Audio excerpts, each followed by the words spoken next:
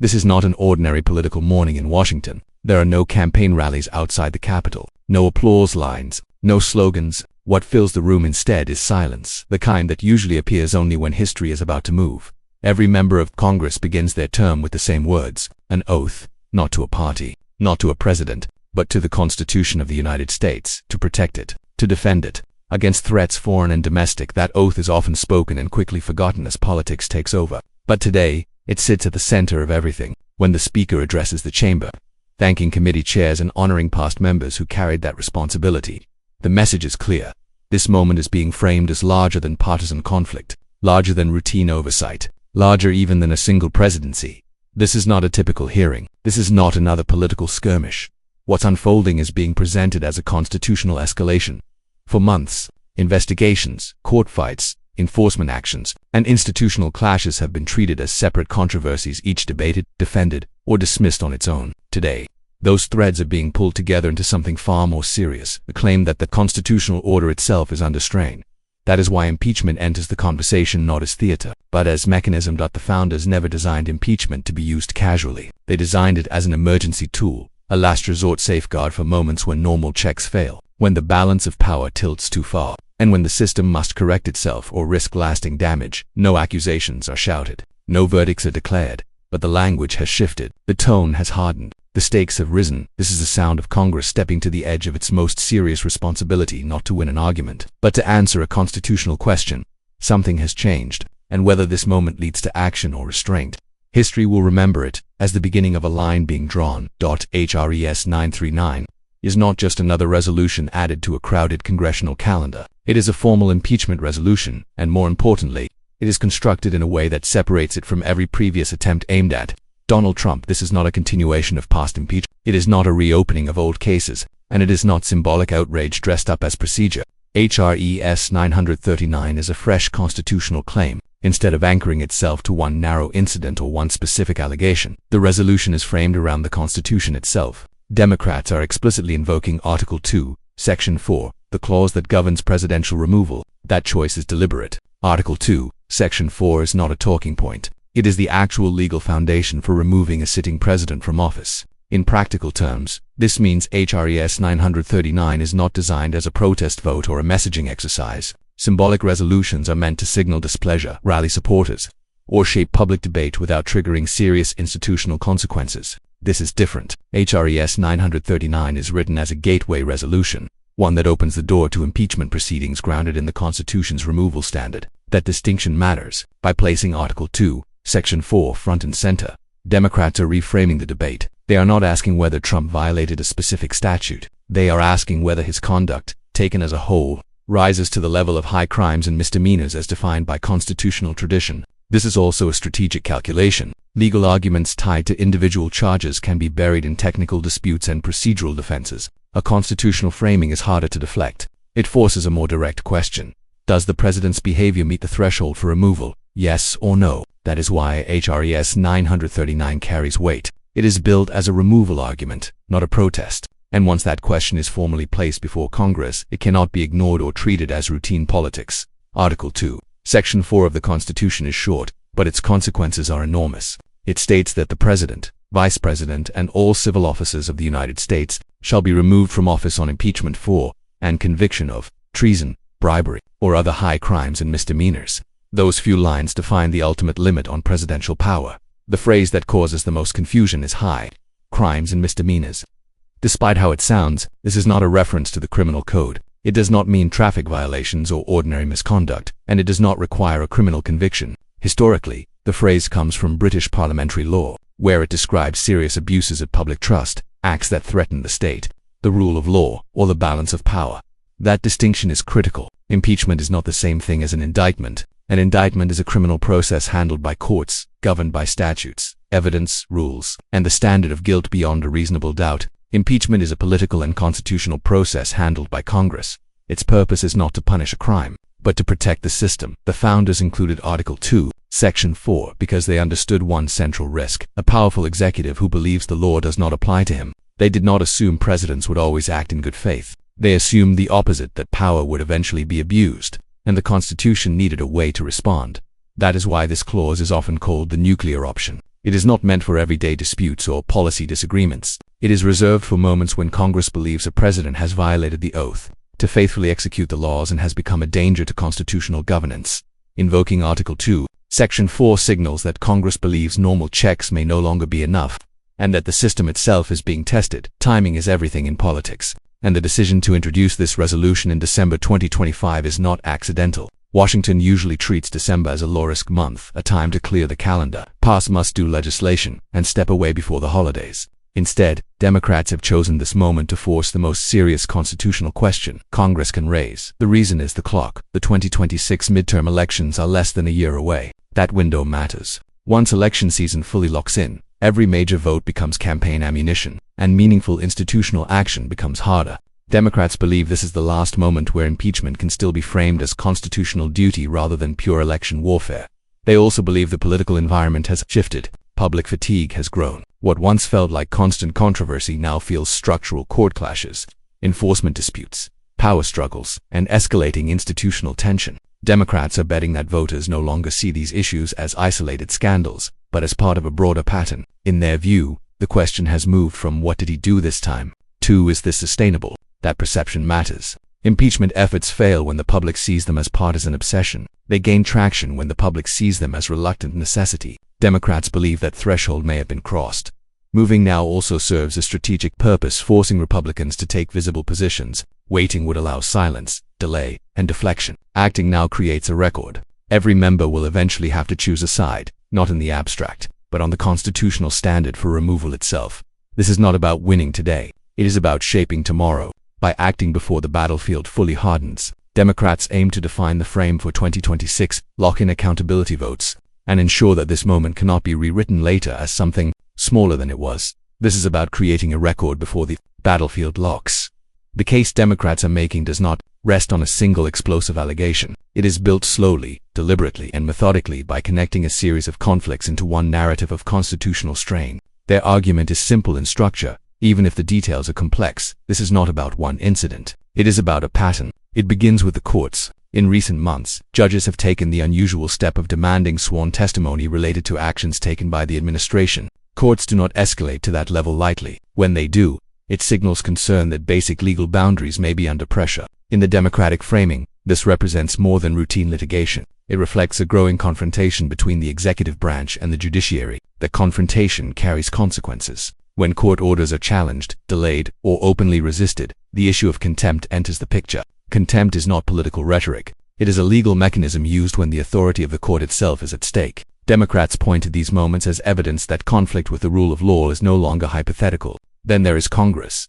Oversight committees have reported resistance to subpoenas, delays in compliance, and narrow interpretations of executive privilege. Again, any single dispute could be dismissed as standard friction between branches. But Democrats argue that when resistance becomes routine, oversight itself is weakened. Put together, these threads form what they describe as an executive defiance narrative. A president who tests institutional limits, challenges the legitimacy of investigators and judges, and treats enforcement as optional until forced. That is why the emphasis remains on pattern over incident. Isolated controversies can be argued away. A sustained pattern is harder to dismiss. Democrats are not asking Congress to judge one moment in time. They are asking it to assess whether repeated clashes with courts, Congress, and enforcement mechanisms amount to a constitutional violation.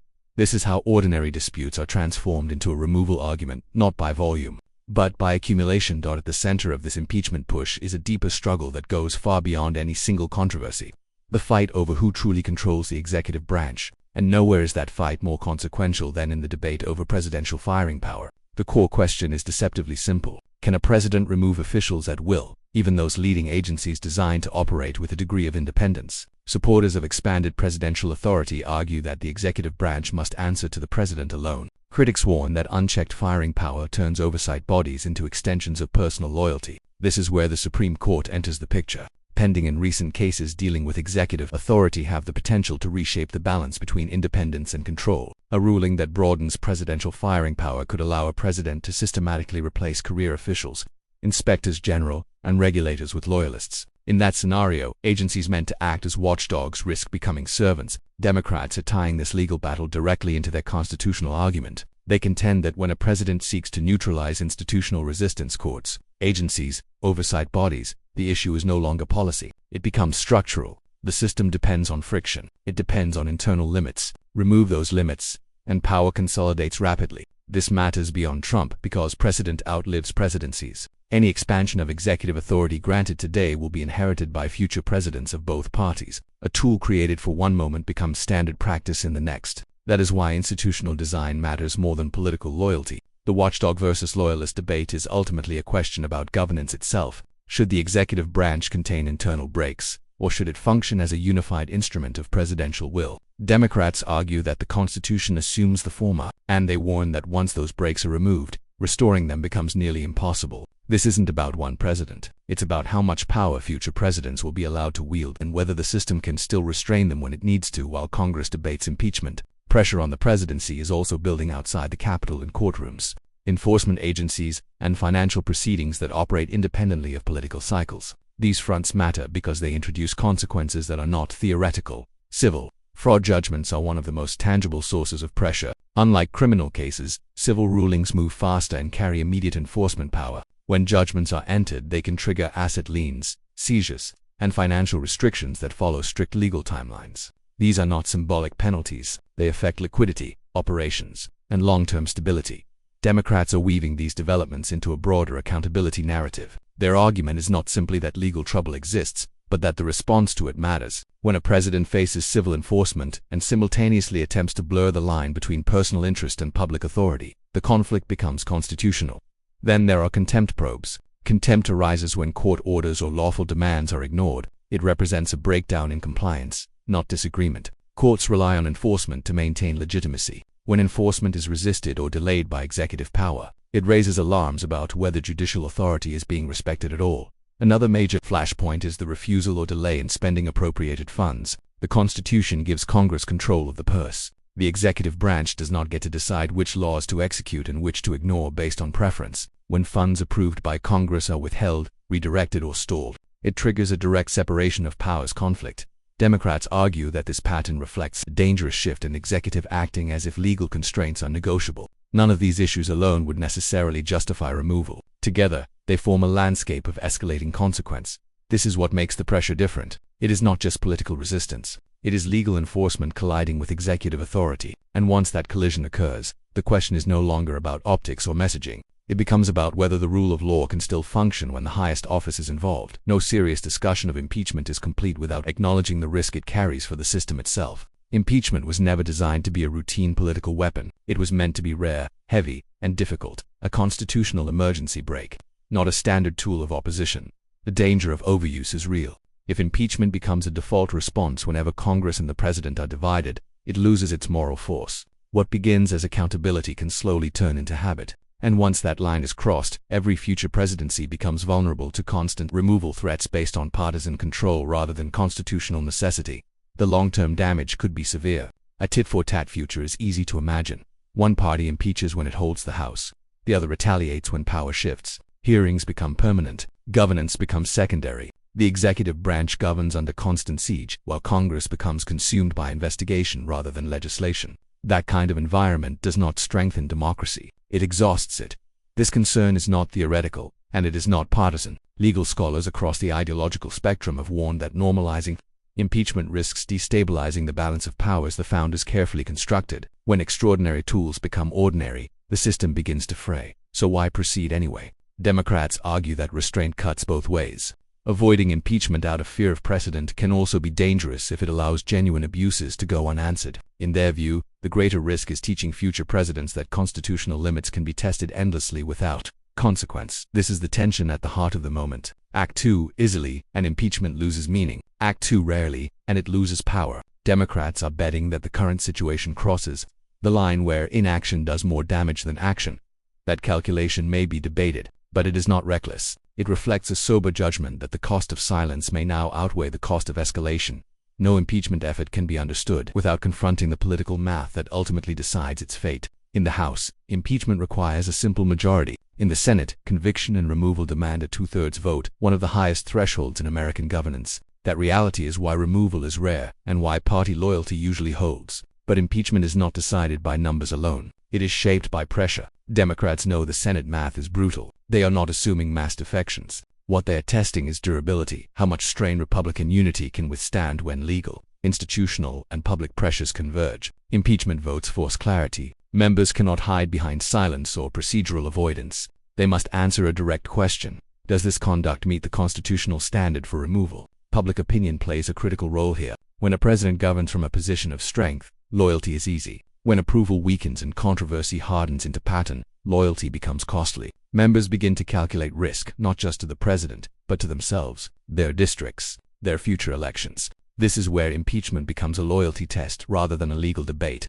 Some Republicans will vote no without hesitation. Others may agree privately with the criticism but fear political retaliation. And a small number may see distance as survival. Impeachment cracks rarely begin with rebellion. They begin with hesitation. Even a handful of visible fractures can shift perception. Once unity looks less absolute, pressure multiplies. Media scrutiny intensifies. Donors reevaluate. Constituents grow louder. The wall does not collapse all at once. It weakens brick by brick. Democrats are counting on that dynamic, not because conviction is guaranteed, but because pressure itself has power. A president under impeachment is not negotiating from strength. Every agenda item becomes harder. Every alliance becomes conditional. This is why impeachment matters even without removal. It changes behavior, it reshapes incentives, and it forces a governing coalition to decide whether loyalty to one figure outweighs loyalty to the constitutional order itself. Every impeachment effort eventually runs into the same hard wall. The Senate, while the House can impeach by a simple majority, removal from office requires a two-thirds vote in the Senate. That threshold is intentionally high. The founders designed it to prevent removal based on momentary outrage or partisan swings. As a result, conviction is rare, and most impeachment efforts fail at this stage. But focusing only on the math misses how impeachment actually works in practice. Presidents are not removed because numbers suddenly appear on a spreadsheet. They are removed when political conditions change so dramatically that loyalty becomes a liability. Public opinion is the catalyst. When approval ratings fall and remain low, support inside a president's own party begins to soften, not loudly at first, but quietly. Members start asking different questions. Will defending this president hurt me in my district? Will this vote define my next campaign? Will staying loyal cost more than breaking ranks? This is why perception often matters more than raw numbers. A president with solid public backing can survive almost any Senate math. A president viewed as unpopular, unstable, or constitutionally reckless becomes harder to defend, even if only a few senators publicly waver. The perception of unity begins to crack. This is the difference between collapse and fracture. Removal does not require an immediate collapse of party loyalty. It begins with visible cracks, hesitation, conditional statements, calls for serious review. Those moments signal weakness. They invite pressure. They change expectations. Democrats understand this dynamic. They are not just counting votes. They are testing resolve. By framing impeachment as a constitutional judgment rather than a partisan fight, they aim to make neutrality impossible. That is why impeachment is a political process before it is a mathematical one. Removal begins politically, when loyalty erodes and public confidence collapses. The Senate vote only formalizes a shift that has already occurred.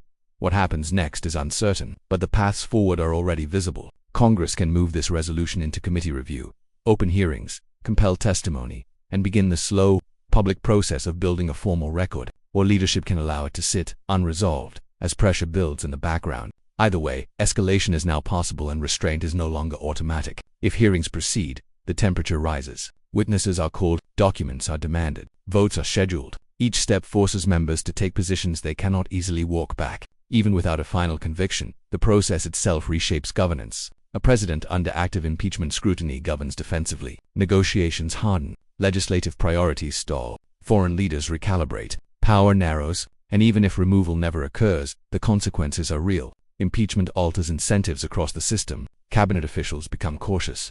Agencies slow decisions. Congress leans harder into oversight. The presidency becomes a constant crisis management operation rather than a forward-moving office. Survival replaces strategy. The political implications stretch far beyond this year. The 2026 midterms will be fought in the shadow of this decision, with candidates forced to answer where they stood when the constitutional question was asked. And 2028 looms even larger, whether Trump emerges weakened, vindicated, or removed.